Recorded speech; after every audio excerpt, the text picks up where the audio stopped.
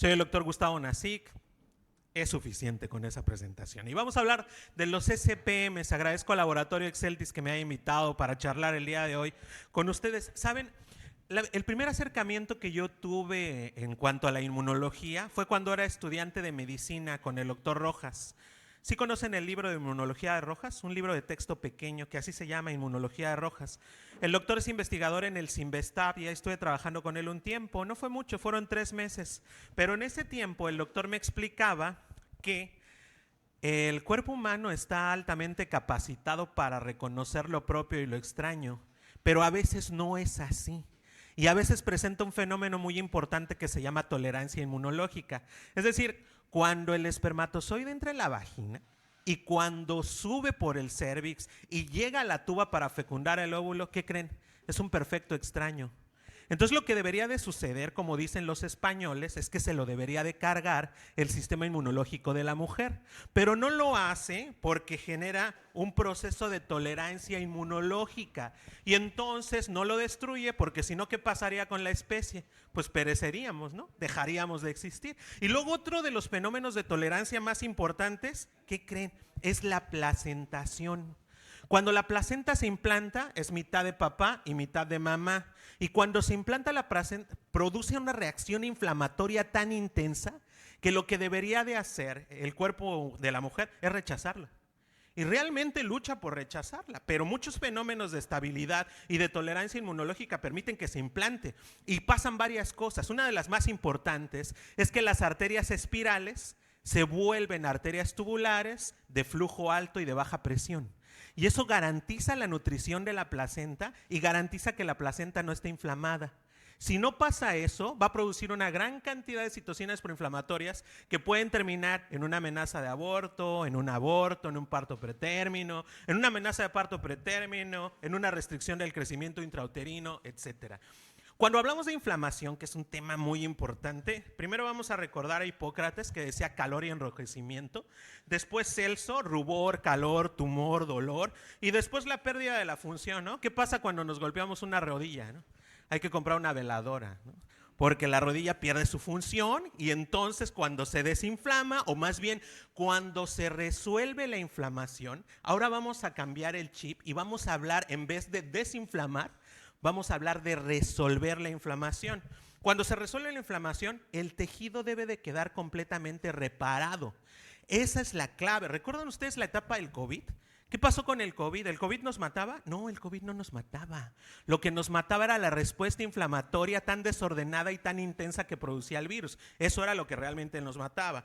Luego vino la observación de los cambios vasculares. Había vasodilatación en el sitio de inflamación para que llegaran más células. Luego se descubrió la fagocitosis, después las prostaglandinas y apenas en este siglo Sherham descubrió los SPMs, que son las moléculas prorresolutoras de la inflamación. Prorresolutoras de la inflamación, no antiinflamatorios. Es decir, esas moléculas se van a encargar de cambiar el proceso de la inflamación para que la inflamación se resuelva y no deje daño crónico.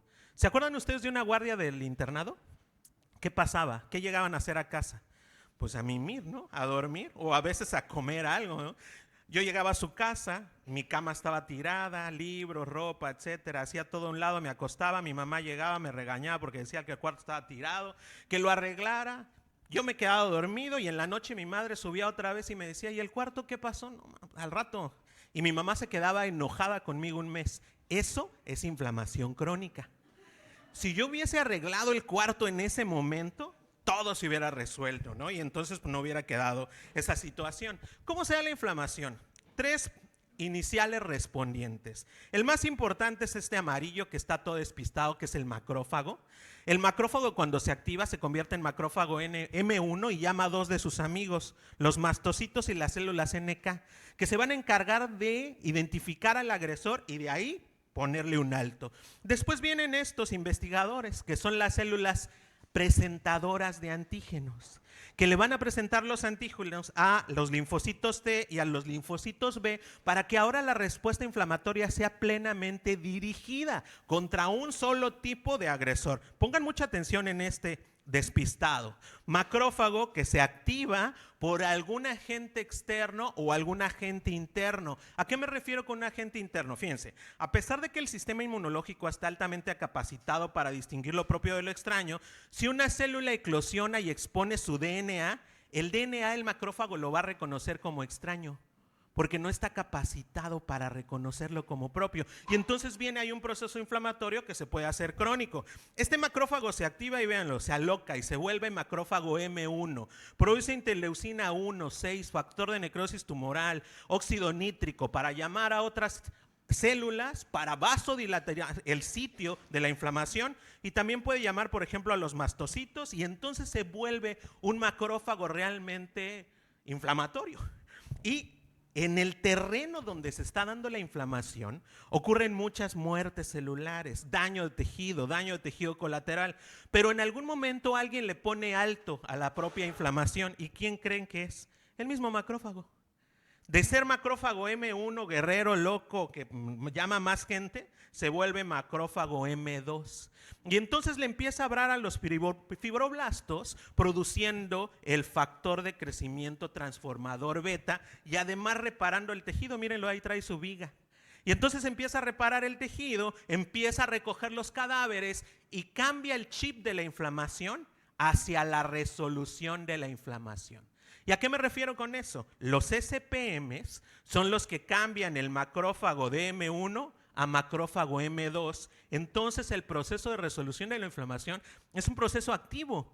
No solamente dejan de llegar señales de inflamación, sino más bien la inflamación cambia. ¿De dónde surgen los SPMs? La primera historia es el aceite de pescado, de ahí derivan los omega 3, que son los importantes EPA y DHA, de ahí los SPMs, estos tres iniciales, que luego se van a convertir en los SPMs finales, que son las resolvinas, las maresinas y las protectinas. Alce la mano quien de aquí se come sus 100 gramos de mariscos a la semana. ¿Verdad que nadie? Entonces nadie tenemos la cantidad de omega 3 suficientes para poder formar los SPMs que requerimos en realidad para la resolución de la inflamación, para que estas moléculas proresolutoras de la inflamación actúen, y hay cierta cantidad de SPMs en cada uno de los compartimentos del cuerpo, y hay también ciertas patologías donde los SPMs van a estar disminuidos. Y si los SPMs están disminuidos, ¿qué va a pasar? La inflamación no se va a resolver y en realidad va a quedar como una inflamación crónica con un daño crónico del tejido. ¿Por qué ocurre eso? Miren, esta es la línea omega 6. Y siempre que doy una conferencia me dicen, oiga, ¿por qué usted nada más recomienda el consumo de omega 3 y no de omega 6? Porque omega 6 ya comemos suficiente. En todo lo ultraprocesado que nos echamos a la boca ya hay suficiente omega 6. Y entonces con ello la formación de prostaciclinas, leucotrienas, prostaglandinas, lipoxinas, etc. Lo que nos hace falta es el consumo de omega 3 para que podamos sintetizar los SPMs, las protectinas, las resolvinas y las maresinas. Entonces hay un desequilibrio entre el porcentaje de consumo entre omega 6 y omega 3. Es decir, necesitamos consumir más omega 3.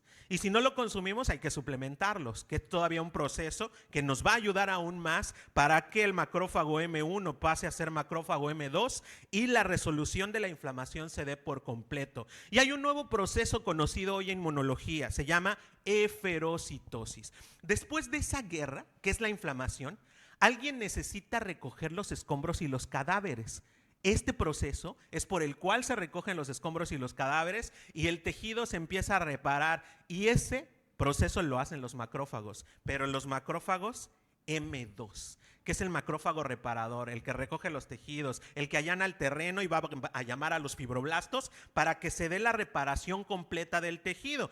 ¿Quién cambia del macrófago M1 al M2? Dijimos, los SPM, son los que producen el cambio. Ahora, hay ciertas patologías donde los SPMs están disminuidos, como la obesidad. México es el primer lugar en el mundo en sobrepeso obesidad, publicado el año pasado en las encuestas en Sanud, y también es el primer lugar en frecuencia de presentación de defectos del cierre del tubo neural, también publicado en la OMS y en la Organización Panamericana de la Salud. Ricardo Cavazos, el buen Cavazos, el doctor Cavazos, tuvo que ir nuevamente a poner la cara, y nuevamente primer lugar en defectos del cierre del tubo neural. ¿Eso quiere decir que no consumimos ácido fólico? Sí, el proceso es que no lo podemos activar. 7 de cada 10 mujeres no lo pueden activar, no lo pueden convertir en L-metilfolato y entonces no funciona. Entonces por eso hay que consumir L-metilfolato. Y otra de las situaciones donde están bajo los SPMs es en el síndrome metabólico, que ustedes lo pueden diagnosticar y va junto con pegado con otras patologías como el síndrome de ovarios poliquísticos. Ustedes ven a la paciente, la miden, la pesan, la miden la cintura, le toman la TEA y ya con eso podrían hacer el diagnóstico de síndrome metabólico. Y también en el síndrome de ovarios poliquísticos están disminuidos los SPMs. Vean cuando la paciente llega con ustedes, les dice, tengo una menorrea como de 2 años y aparte tengo colitis, tengo gastritis, tengo estaitis, tengo otra. Sí, porque los SPMs están bajos y tienen un proceso inflamatorio generalizado que es crónico ya. Los SPMs entonces son derivados de los ácidos grasos, de los omega 3. Funcionan como inmunoresolventes y actúan en unos receptores bien específicos que son las proteínas G para activar el proceso de resolución de la inflamación y esta inflamación no se quede como una inflamación crónica, ¿no? Como cuando mi mamá me regañó por no arreglar mi cuarto. Y ahora, ¿qué patologías se relacionan con este tipo de alteraciones en el ambiente obstétrico? La preeclampsia, el parto pretérmino, la corioamnionitis y el resultado del nacimiento pretérmino, que es la retinopatía del recién nacido pretérmino. De preeclampsia, esta es la estadística nacional, pero como dice aquel, yo tengo otros datos. Fui 7 años subdirector de un materno infantil y no es 10%, ¿eh? Ahí teníamos como 35, 40%. ¿Nunca les tocó tener en un primero o segundo nivel una mujer embarazada con un embarazo pretérmino y preeclampsia? ¿Qué le tenían que hacer? Pues trasladarla. ¿Y se podía? Pues no. Entonces, ¿qué le decíamos a las pacientes? Váyase por su propia cuenta al tercer nivel, llegue a urgencias, la revisaban y la ingresaban. Entonces, esto es lo que dice la estadística nacional, pero no lo creo. De parto pretérmino, sí. 1 de cada 4 embarazos termina en un pretérmino y de esos 75% fallecen y el 50% quedan con secuelas como trastorno del espectro autista o déficit de atención. Entonces, mucho cuidado. Todo lo que podamos hacer para evitar un nacimiento pretérmino, no solamente la sociedad lo va a agradecer, sino las propias familias de los bebés pretérminos. La corioamnionitis, baja presentación, baja frecuencia de presentación, 4%, y la retinopatía, mientras más prematuro sea el recién nacido, más porcentaje de presentación va a ser. Este estudio que les voy a presentar está súper interesante. En este estudio se midieron en 2 momentos del embarazo varias cosas en las pacientes. En el primer trimestre y en el tercer trimestre se midió la resolvina, D1, la E1, la prostaglandina 2, el péptido 36,6 y también el DHA. Este estudio demostró que aquellas pacientes que están más inflamadas desde el inicio del embarazo tienen complicaciones, como la preeclampsia, el parto pretérmino, el retardo en el crecimiento intrauterino, etcétera. ¿Por qué? Porque tienen bajos los SPMs y con eso van a tener más altas las prostaglandinas, las prostaciclinas, los leucotrienos, etcétera. Este estudio se diseñó, vean ustedes, 2014-2015 en mujeres afroamericanas, 18-40 años con un embarazo único. Una sola población de mujeres fue de lo importante de este estudio. En 2 momentos se midieron todas esas cosas que hablamos, la primera 8-14 y la segunda en la semana 24 a la 30. Se formaron 2 grupos, los casos y los controles. Los casos tuvieron complicaciones, parto pretérmino, preeclampsia, eclampsia, etcétera. Y los controles no, llegaron a feliz término y no se complicaron. Ahora, ¿qué se midió? Una de las cosas que se midieron fueron el DHA. Solamente pongan atención en la barra roja, en esta. La barra roja es la medición en la segunda visita, es decir, en la semana 30, de las mujeres que se complicaron. Es decir, las mujeres que tuvieron parto pretérmino, preeclampsia, amenaza de parto pretérmino, son las que tenían el DHA más elevado en la última parte del embarazo. Y entonces ustedes me van a decir, ¿qué pasó, doctor Cadena? ¿No que del DHA surgen los SPMs? La respuesta es que sí. Analicemos bien esto. Las pacientes que se complicaron fueron las que más aumentaron su DHA al final del embarazo. Y entonces, ¿qué pasó con los SPMs? Vean ustedes, esto sucedió. Sí tenían mucho DHA, pero vean en dónde está la resolvina, aquí. Eso quiere decir que a pesar de tener mucho DHA, no podían sintetizar los SPMs, porque su mecanismo enzimático estaba entretenido en producir prostaglandinas, prostaciclinas, leucotrienos, tromboxanos, etcétera. Y por eso, en las mujeres que tienen riesgo, hay que suplementar los SPMs, porque ¿qué creen? no los van a sintetizar y entonces hay que suplementarlos en las mujeres que tienen riesgo de preeclampsia. La preeclampsia, una vez me preguntaron en una conferencia, oiga doctor, ¿y cuál es la causa de la preeclampsia? No, pues si lo pudiera responder tendría el premio Nobel, ¿no? La realidad es que la preeclampsia sigue siendo la enfermedad de las teorías, pero una de las más aceptadas es la placentación anómala. Ese cambio que dijimos de las arterias espirales a las tubulares no se da en muchas pacientes y esas pacientes terminan con la placenta inflamada y con preeclampsia. Ahora, ¿cómo funcionan los SPMs ahí? Pues van a regular a la baja la producción de citocinas proinflamatorias y además las resolvinas cambian el macrófago de M1 a M ¿qué?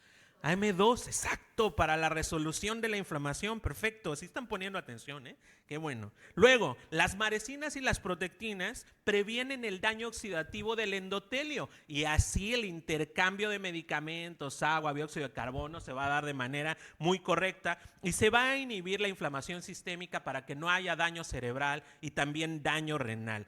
El parto pretérmino, aquí quiero hacer una mención bien importante. Hay muchas situaciones por las cuales se causa un parto pretérmino. Puede ser una situación infecciosa, solamente una inflamatoria, una activación de células fetales o bien alguna otra situación como la que les voy a plantear a continuación. ¿No les ha tocado un caso de una mujer que tenga actividad uterina y ustedes le hacen examen general de orina, la revisan de pe a pa, le dan tratamiento y de todos modos no se le quita? Y les dice 3, 4 días después, me duele una muela. Y la mandan con el odontólogo, les hace su tratamiento dental y ¿qué creen? Santo remedio, producción de citocinas a distancia. Esas citocinas, interleucina 1, 6, factor de necrosis tumoral, van a llegar al miometrio y lo van a contraer. Y entonces no se le va a quitar la actividad hasta que no le quitemos la caries. Pero hay una cuestión que quiero comentarles. Cuando ustedes empiezan a ver un embarazo en las primeras semanas, hay que medirle el cervix. Pregunta, no le estoy haciendo examen, ¿cuál es la longitud cervical funcional? ¿Cuánto? ¿Cuatro qué? Está muy cuelluda, 4 centímetros, está muy trompuda.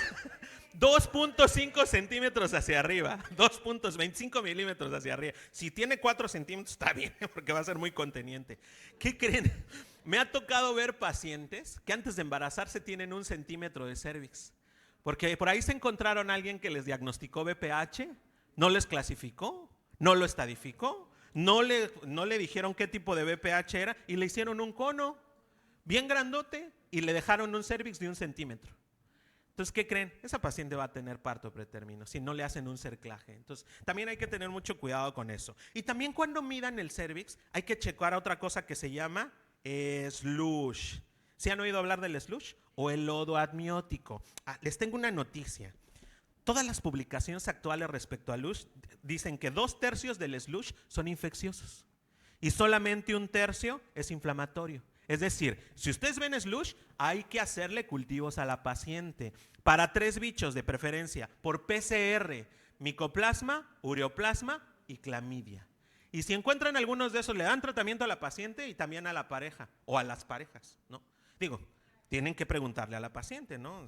Es complicado, ya no les voy a decir qué casos he tenido, ¿no? Entonces, ¿cómo funcionan los SPMs en el parto pretérmino? Reducen la producción de interleucina 1, 6, factor de necrosis tumoral alfa, el beta también. Las resolvinas hacen que el macrófago M1 se convierta en M2 para que la inflamación no esté presente y reducen el daño oxidativo a nivel pulmonar, renal, cerebral y también de las membranas corioamnióticas para que no haya una ruptura de membranas. La corioamnionitis, que ya la vimos 4% de frecuencia de presentación, ya no la vemos como antes. Antes veíamos que la paciente tenía dolor a la movilización uterina, tenía descarga fétida, tenía fiebre. Ahora ya no. Ahora muchas de las corioamnionitis solamente las vamos a ver con slush.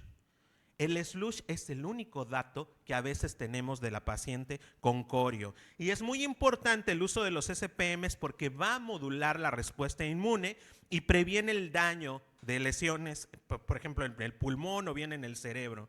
La retinopatía del recién nacido es bien importante identificarla. Mientras más pretérmino sea, más posibilidad de retinopatía. Si no se identifica y es un grado grave, por arriba del 2B, ese bebé se puede quedar ciego porque con la retinopatía se desprende la retina, obviamente, y ese bebé pues va a tener todas esas complicaciones. Y ahora, la pregunta del millón: ¿a quién le damos SPMs y a quién no? ¿A quién le damos Maxela y a quién no le damos Maxela? Muy sencillo. El cuadro del lado izquierdo de ustedes, véanlo, dice: uno de los siguientes, uno solo de esos, es un embarazo de riesgo. Es decir, historia de preeclampsia. Si tuvo preeclampsia en el embarazo anterior o en el anterior, dele. Si es un embarazo múltiple, dele. Si tiene hipertensión crónica, dele. Si es diabética, también. Si tiene enfermedad renal, mejor que no se embarace. Porque no le va a ir bien, de verdad, de verdad. Al 98% de las mujeres con enfermedad renal no les va nada bien. Si tiene alguna enfermedad autoinmune, también, que mejor no se embarace. Pero si ya está embarazada, dele. Y del cuadro del otro lado son dos. Uno solo no, tienen que ser dos. Si es nulípara y tiene un índice de masa corporal arriba de 30, dele. Si tiene historia familiar de preeclampsia y tiene más de 35 años, dele. Y aquí hago una paréntesis. Si solamente tiene 35 años, si tiene un embarazo, si tuvo un embarazo anterior normal, si tiene un índice de masa corporal normal, hace todo lo que decimos que hagan los pacientes, que haga ejercicio, que coma sus horas, que duerma bien, que no tenga más de un trabajo, que no haga guardias, que no se case, etcétera. Entonces no tiene proceso inflamatorio agregado esa paciente y obviamente por solo la edad no la podemos catalogar como embarazo de riesgo. Porque las pacientes se ponen tristes, ¿no? Ay, es que ya tengo más de 35 años, ya soy madre añosa, ya tengo embarazo de alto riesgo. Si solamente es la edad, no. Entonces, dos de estos y del otro lado uno. Y a ellos son a los que hay que darles Maxela. Doctores, un placer estar con ustedes. Gracias por esperar. Gracias.